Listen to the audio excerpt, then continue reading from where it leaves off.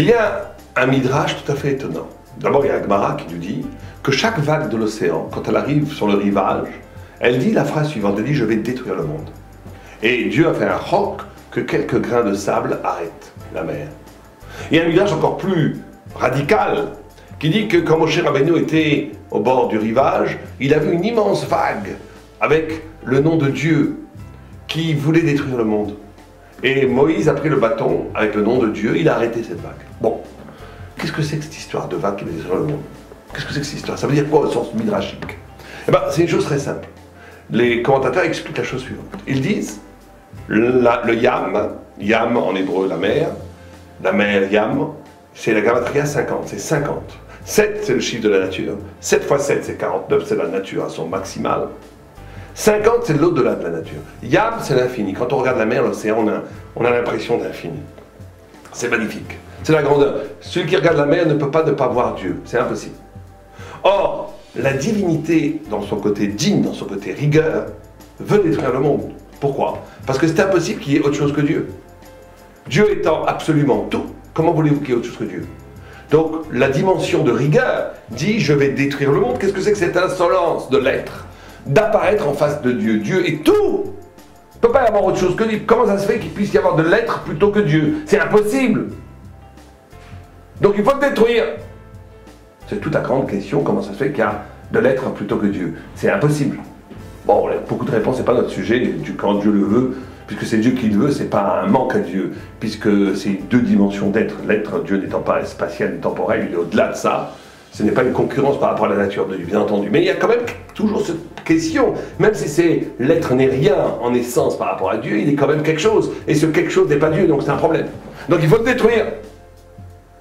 Et donc la seule façon d'arrêter, et c'est de là d'ailleurs dont vient tout le din.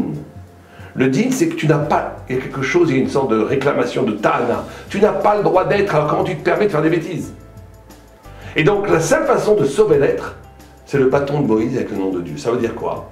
C'est-à-dire que comme la finitude, le monde, l'être, est une négation de Dieu, pour ça que le olam, monde, a pour racine étymologique les alem, mensonge caché.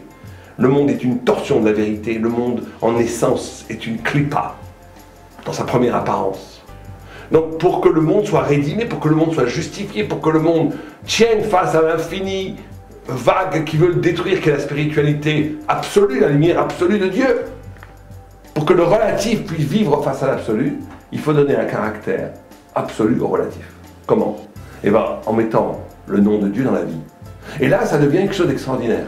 Quand quelque chose est capable, dans le relatif, dans le monde, dans ce qui est né du trou noir, de l'espace vide, du tzimtzum, de ce qui est né de ce qui n'aurait pas dû naître presque.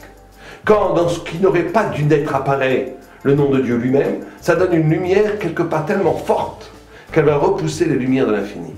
Et elle va s'affirmer comme une lumière relative, mais quelque part plus fort que l'absolu. Ça, c'est le grand secret de la Torah.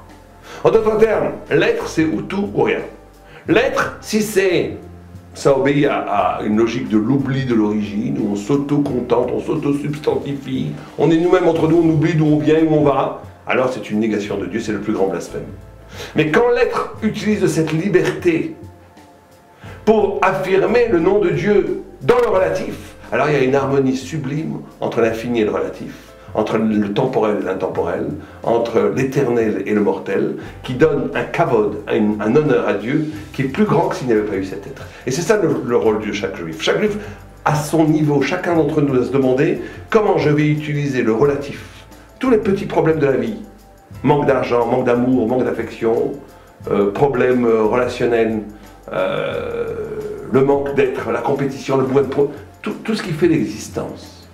Comment je vais pouvoir traduire cela pour, non pas comme une affirmation de la finitude que je suis, mais comme l'ouverture du nom de Dieu que je porte en moi. Ça veut dire l'ouverture de l'infini à l'intérieur même de la finitude. C'est des choses très très profondes, très importantes, mais c'est peut-être la chose la plus fondamentale. Je vous laisse y réfléchir. Kol Tov.